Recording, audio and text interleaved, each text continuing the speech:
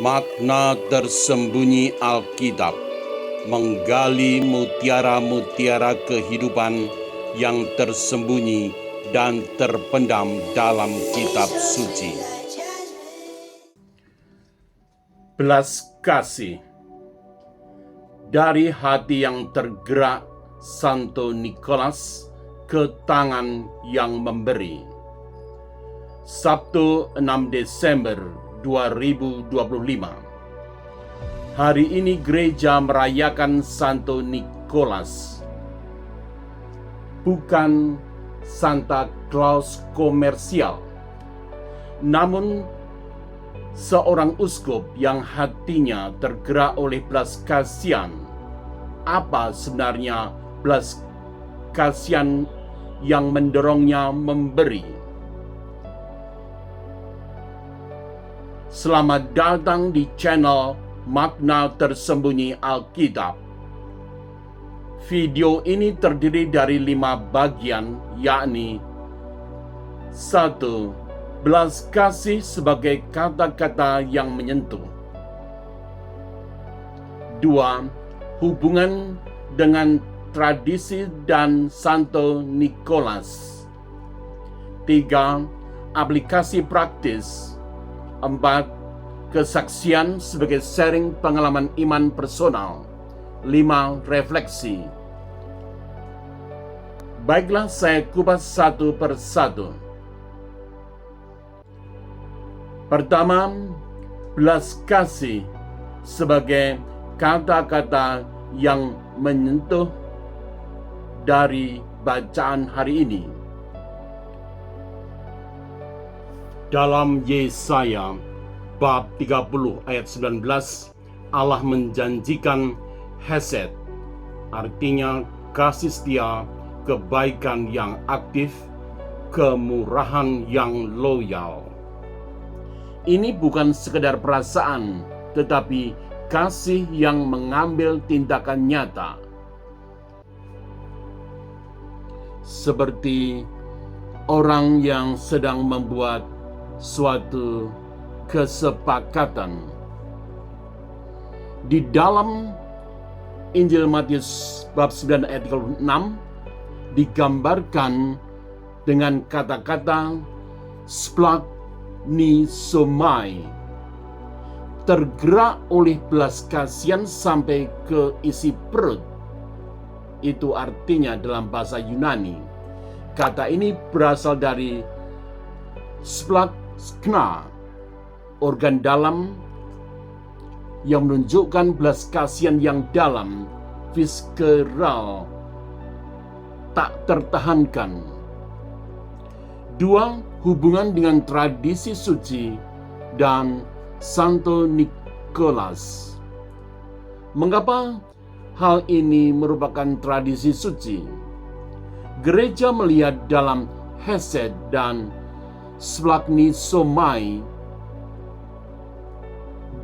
bahwa hati Allah sendiri yang kemudian menjelma dalam hidup para orang kudus. Santo Basilius Agung, Bapa Gereja abad keempat, menulis bahwa tangan yang memberi merupakan misbah yang menyenangkan Tuhan. Dalam setiap orang miskin, Kristus sendiri yang meminta pertolongan. Santo Nikolas menghidupi ini secara heroik.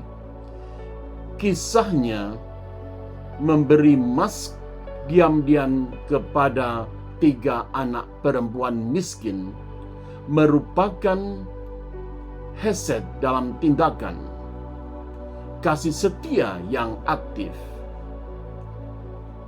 Apa motivasinya?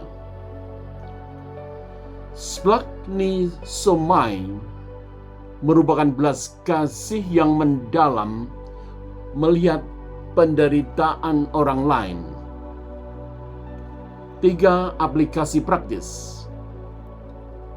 Di masa Advent ini, Santo Nikolas mengajak kita dari splagnisomai, biarkan hati tergerak oleh kondisi penderitaan sekitar menuju hesed untuk mewujudkannya dalam tindakan berupa kasih nyata.